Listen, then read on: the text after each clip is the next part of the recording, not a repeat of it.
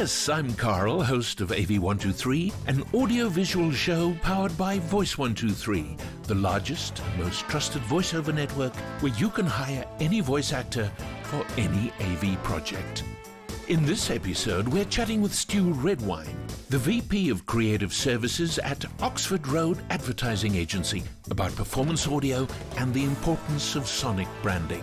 It is the intentional and strategic way in which a brand chooses to show up distinctly and consistently in audio. Yep, Stu Redwine really is as great as he sounds, so stay right where you are, okay? Stu Redwine of Oxford Road Advertising Agency, welcome to AV123. Thank you. Now, on your landing page, right, you say that you are pioneers of performance audio. What does that mean exactly? Well, what that means is really goes back to the beginning of the agency, which was we were making ads work in local radio. The company was founded out of a team at iHeart Media that was making ads work tremendously well for people in Los Angeles.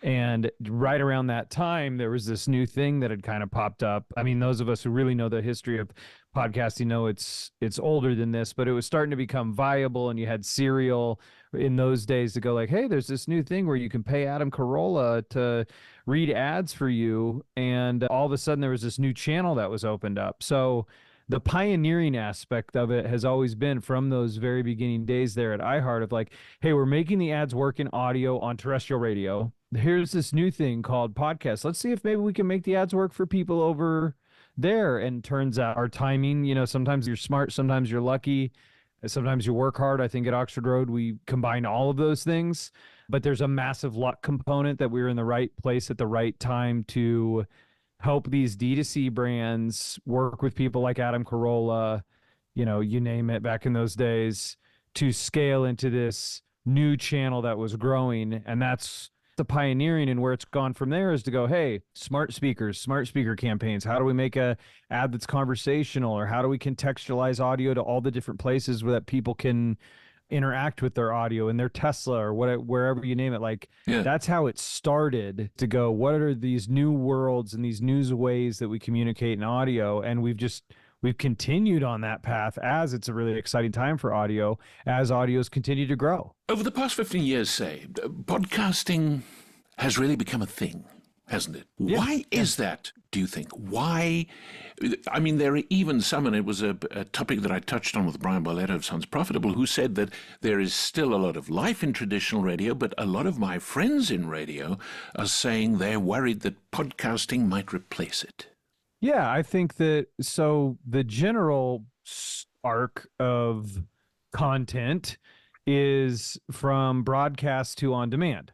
So that'd be the general, like if I was writing the historical entry on this in 100 years, is like, we saw a shift in how media was consumed from broadcasting to, digital, really. What is that? It's on demand. Okay. So on demand audio is really what we're talking about.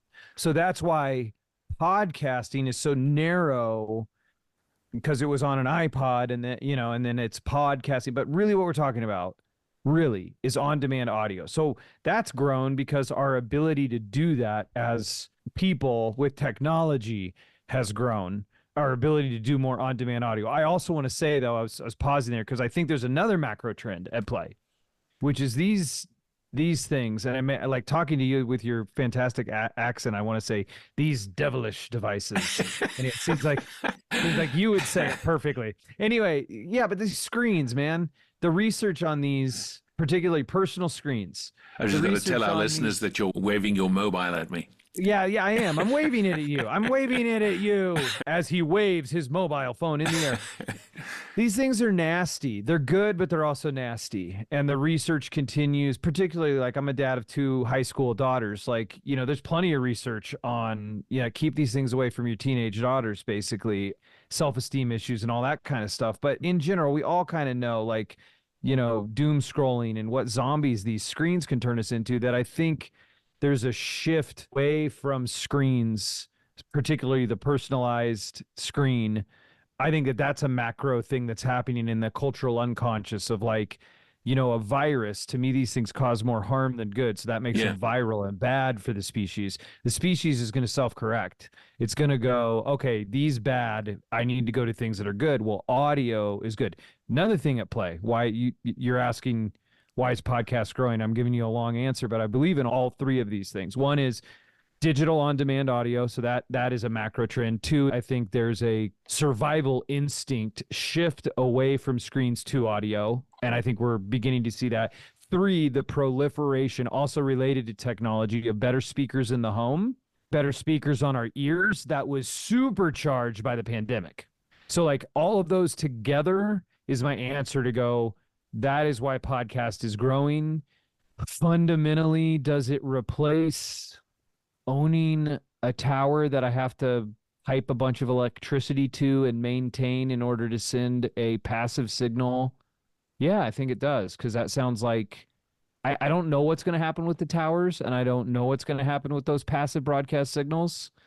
But man, an on-demand dynamic audio sounds, just if we step back from it, and I know people's jobs are on the line and all of that, and there's traditions in place, if we just step back from it, we go, yeah, I mean, obviously this one eventually will supplant that one. Yeah. It's just, what is the road to get there? So in terms of approach, right, what sets Oxford Road apart from other advertising agencies? Oh, I believe a couple of things. One is, look, we're focused on audio. So Yeah. we're boutique in that sense of we're focused specifically on audio. Where my mind went at first was just stacking us up against other audio advertisers. But I think that's massive. Like, we're specialists in audio. We were born in audio. That's what we have done and continue to do. So very, very specialized in audio, which has its place.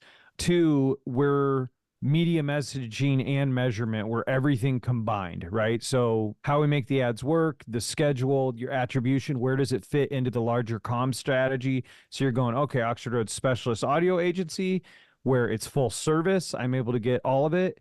And then the last piece would be, the way I think of it, we try harder, because I know how we stack up, is that we go 9 miles deep in each discipline.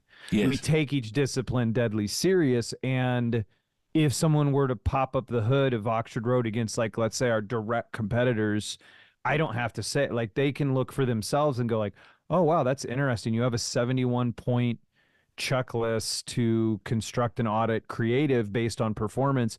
Our competitors do not. All right, now because I'm a voice actor, let's talk about Yes. sonic branding. From your Yes. viewpoint as a creative, how do you define it exactly? And how do you get your clients to buy into it? How do I define sonic branding? Yeah. Is that it is the intentional and strategic way in which a brand chooses to show up distinctly and consistently in audio, which is a big, like, a lot of words, but those are all intentional words, right? So we can take it apart. Is that Yeah. it's intentional, it's intentionally designed, it's strategic. I find that the best sonic brands are the ones that come most readily to mind, which is one aspect of their sonic branding. But let's say Intel Inside or Netflix or TikTok, any of the ones that are household names amongst us that do this stuff, McDonald's, Home Depot, we're all very intentionally and strategically designed. And I'm not just bandying about the word strategic. Strategy is an intentional way in which to achieve a goal, right? A large business goal or communications goal. Like, All right. so you could just say the way a brand shows up in audio is sonic branding.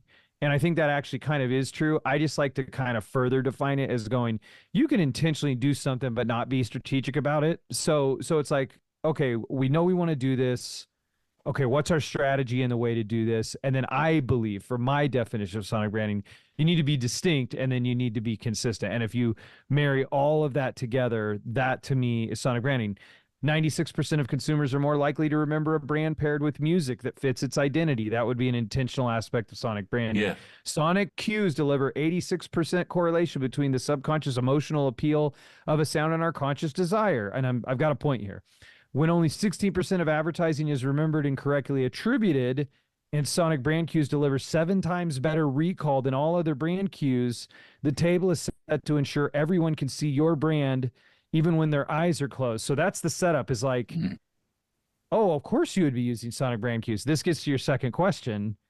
Well, why is it so hard? You know, how do you convince people to do it? I don't very successfully. For some reason, that's the truth. Even with all of that and everything you and I just went through, it is a challenging proposition. And I think it's just, here's the thing, audio is actually your first sense. Mm. Because it's the quickest. It's faster even than touch. Touch your own hand, and that gets to your brain slower, your survivor brain slower than the sounds I'm making, right? So sound is our first sense. It colors all other senses. It's 360 degrees. It's on 24/7. We actually are very sonically driven, but it's freaking invisible. And vision is our dominant procedural sense. Yes. So I find convincing people, you're trying to use the language to talk about this thing that we have no way of representing. And so it gets that you can put all the facts before them, you can but then it's kind of like, okay, well then how do we define that, and how do we begin work, and we can get people to start work on it, but then like the revision, and anybody who's ever dabbled in this will tell you, like the revision process on music, Frank, for your work, like picking voices, it just gets so subjective so quickly that it's very difficult to keep moving towards the goal. What would you say are the key elements that make up an effective sonic brand? So are we talking like if we had like actual tactical executions? Yeah, if I were to come into you and say, I need your help. Now, how are you going to help me? I think the first thing is actually to define how you want to show up. And so what I mean by that, like to make it simple, be like, how do we want people to feel when they hear our brand? And I think many brands would have similar answers, but there would be some nuance there, right? So, you know, how does Apple want to make somebody feel versus how does Ford want to make somebody feel? Okay, well, why do you want to use sonic branding? Or we just want to capture more market share, or we need to get people to take action, or we want to elevate our brand. Yeah. So like that big business goal would be the first thing I'd want to kind of go after. And well, first it would be like, how in general do you want people to feel about your brand? Like, honestly, we want people to feel good. I mean, there's more to it than that. So like, how do you want people to feel about your brand? Okay, great. Let's define that real quick. What is the goal you're trying to assess here? We're trying to achieve here, from a business goal or maybe a communications goal? Well, then, depending on what the answers to those things would be, your sonic brand may compose of a jingle and a song, an anthem that we then build out and change over time over the seasons. Or for your goal, the best thing might be, honestly, guys, it sounds like for what you're trying to do, do you have a UX sound yet? Like in your app? I'm thinking of somebody in particular here. Well, no, we don't. Okay, but you're an app. You drive people to use your app. People interact with your app. Like one basic thing for them would be, let's make a sound that people now begin to associate with using your app. Yes. And then let's use that app. So I'm saying it depends, but I would say the most basic pieces in general would be, let's define the business goal or communications goal. Hopefully it's ultimately a business goal. How do we want people to feel? Business goal, communications goal. Okay. Then in that case, we are going to use consistent music, use consistent voices, and then perhaps have a UX sound, have a mnemonic of some kind, a mnemonic with a mention of the company name, mnemonic with a tagline, and then beyond that, perhaps go into exploring a character of some kind or something. But that's the hierarchy I would move through. Given the fact that there are so many variables in the equation, let me ask you this, it's quite a humdinger. How do you ensure that a sonic brand is cohesive and then integrates well with a brand's visual and overall marketing strategy? It's design principles. It's just knowing that I need it to be. So the first thing you'd want to do, I think, to answer that question would be, do you guys have a visual brand guide? Most likely the answer is going to be yes, right? Yeah. First step is like, write that for audio. And then we might go like, oh, yeah, we know that in audio, we want voices that sound like our target, whatever that target is. And it happens to be, you know, swanky guys in Cape Town, South Africa. Then they know the exact voice they need to cast, but you define it. I mean, I think that's, so it's going, do we have a sonic brand guide? We have a visual brand guide. Now let's define a sonic brand guide. And then make sure you have someone somewhere involved in the ecosystem. Maybe it's an agency. Obviously, I'm a fan of agency because I think it gets you this other lens and agent and advocate for yourself and your goals. But at least get someone, a consultant or something to check your thinking to make sure you're not believing your own BS as a Yeah, brand. yeah.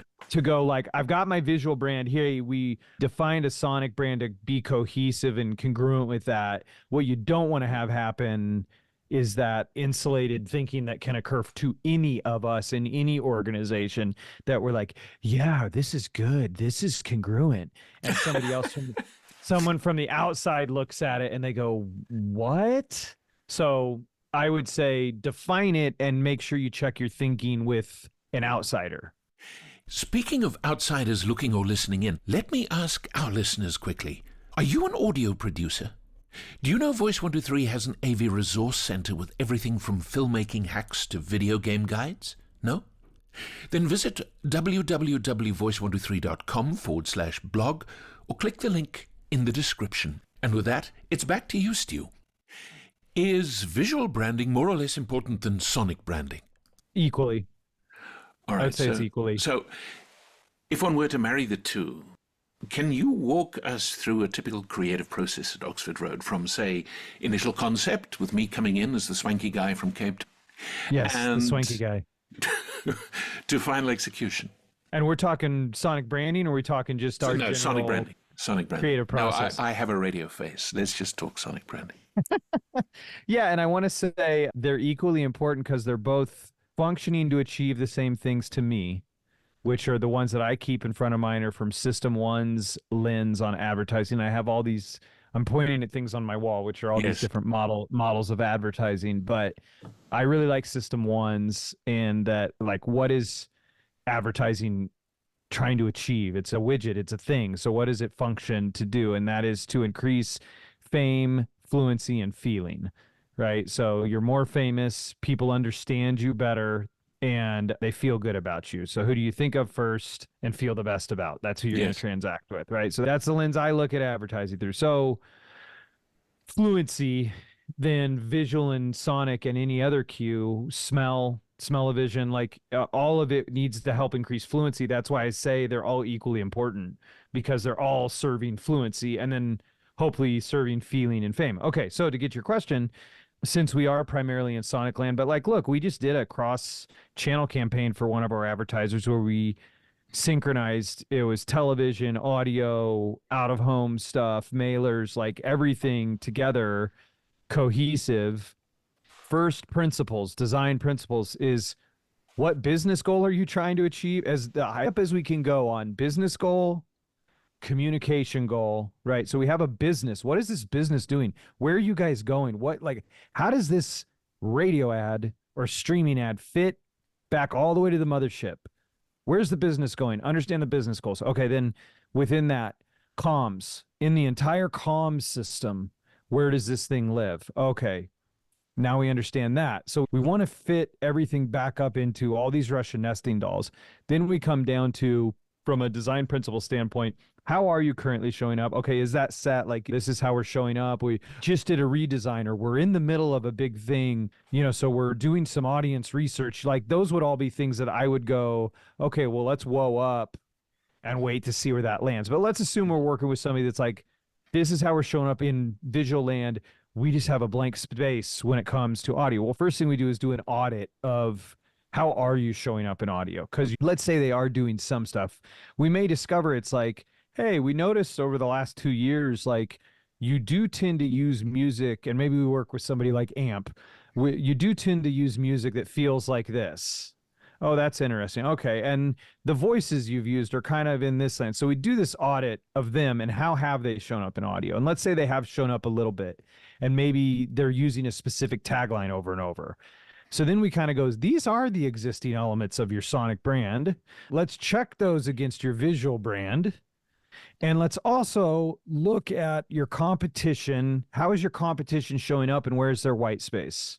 Once we have all those pieces, then we go as part of the comm strategy and how the problem that we're looking to show up. At the end of the day, the rubber has to hit the road somewhere, right? it's like, well, here's the bottom line is there's this national radio campaign and it's going to have a streaming component and some podcast ads. Okay, so now we know what we're designing to. Then it's like, well, that being the case, we've designed how we want to show up in audio against our competition, how we're already showing up. Now, these specific units need to achieve, like, let's say if we were just looking at a funnel, awareness, consideration, preference, purchase. Well, we want these podcast ad reads to influence purchase. Our radio campaign is going to be really about awareness and consideration. And we're doing some streaming stuff that's going to be preference based. Well, hey, let's use that tagline you guys have been using. We're going to only do country western music style because it's a boot store, let's say, well, like, D2C boot company. And, your founder's been in a lot of the spots. So we're going to have him come in at the end and say, or her, have them come in at the end and say the tagline. And, the one thing we're going to add to it is this mnemonic of, two boots clicking together because you click your heels, Carol's boots, click, click. There's no place like home, right? Yeah. So that's like how a bill becomes a law. How important is voiceover in sonic branding? It's massive because even for a voice actor, like at the highest level, like what is going on here? What are we trying to do here? Like we need clarity, and the more clarity everyone can have on that, the better. Well, the voice is really important. That's who's conveying the message and translating that emotion you want translated. So it's going to be huge to make sure the right emotion comes across. How do you measure the impact of sonic branding on consumer behavior and brand recognition? Brand recognition, we could do there's a few different ways we do, pre-post exposure. You could do survey-based stuff. We like doing things that are in market because it's it's the quote you can go back to, I'll butcher it, but it's basically people don't say what they think, they don't think what they say, and they don't do what they think. But it's in a survey environment, everything changes, right? It doesn't completely, but there ain't nothing quite like observing the real thing. So let's say you do an awareness, you do a pre-post awareness and unaided awareness and aided awareness for that first part of it. As far as consumer behavior goes, things have really improved when it comes to measuring audio with pixels. There's also just, directly, particularly if you're testing into audio, there's still the use of vanity URLs or promo codes, like anything you can get to be like, is this thing on? Is this thing on in audio? So that would be the way I would like to look at direct with some kind of multiplier on some sort of directional, like if it's a, pixel, then direct attribution, then maybe survey-based stuff. How did you hear about a survey with like a second layer drop down where you go like, let's say it was podcast, and then you have the names of the shows so they can pick. And then of course, 1 out of 100 or 2 out of 100 or 4 out of 100 will do that. But you can start directionally to kind of get an idea of what's working when it comes to consumer behavior. And then what you would need to do is set up some sort of clean A/B situation where you're going, hey, these are the ones with sonic branding, these are the ones without, to give yourself that confidence it's having an impact. Now, we're talking mostly short term. Long term, you would just need to keep an eye on it. And the truth is, you can look at some of the latest research from Pierre Bouvard at Cumulus. Audio really shines long term. And so and that's why I was saying in my initial definition of sonic branding, the consistency piece is key because you're going to see benefits over 12 months, 18 months, 24 months. Like that's really when you start to get the wind in your sails with sonic branding.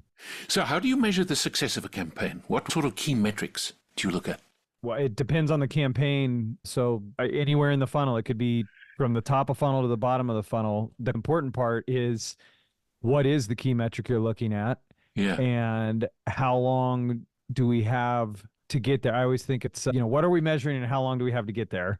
You can run a test campaign and we're observing these creatures, these humans. And let's say we run our test campaign for 3 months, but we don't give them a really good reason to take action within 3 months. We don't tell them we're measuring them for 3 months. They don't know that these podcasters or voice actors that we're working with, their livelihood's on the line. We don't make it urgent enough for the listener to go like, hey, by the way, if you guys don't do anything in the next 3 months, we shut all this down. Nobody records another ad and this thing's dead on arrival.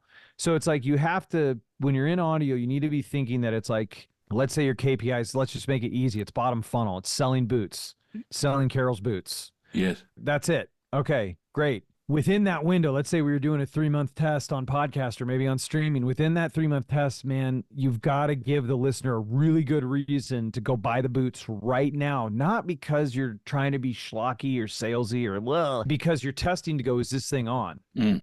And then once you get relative value on what all the properties are worth and the fact that, oh, wow, they did respond to a very urgent message, you now can back off and you've got an idea of how well those things work, figure out what your multipliers are, and start investing for the long game.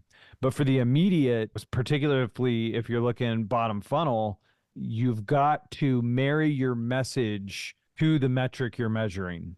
How's technology influencing the way you create and deliver advertising campaigns? Does it play a role? Does AI play a role? Absolutely. Generative text is huge, right? I like what Steve Keller at SiriusXM's Studio Resonate talks about is it's augmented intelligence.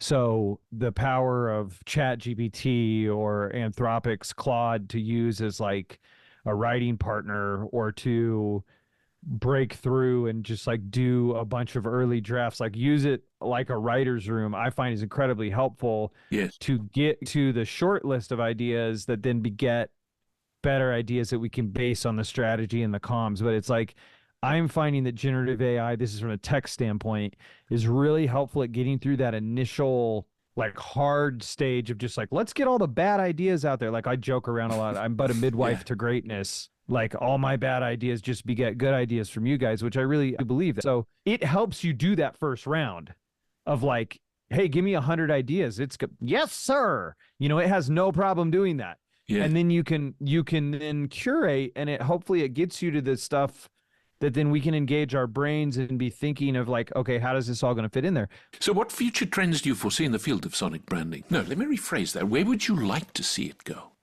Where I would like it to go, and I don't know if it's, if it's you, if it's me, whoever it is, somebody figures out how to break through that blockage to go, hey, this is crucial and critical that when we're designing our brand guide, that there's a section for, we've got like logo, photos, fonts, tone of voice, sonic branding, that it becomes part of 101 when it comes to defining your brand, like that it would even be taught in classes that people that are coming into the marketing profession, when they think brand guide, sonic branding is part and parcel. It is part of that from day one.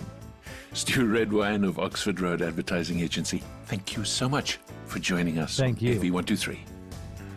And remember, folks, if you ever need a vocal maestro to bring your AV projects to life, it's as easy as Voice 123.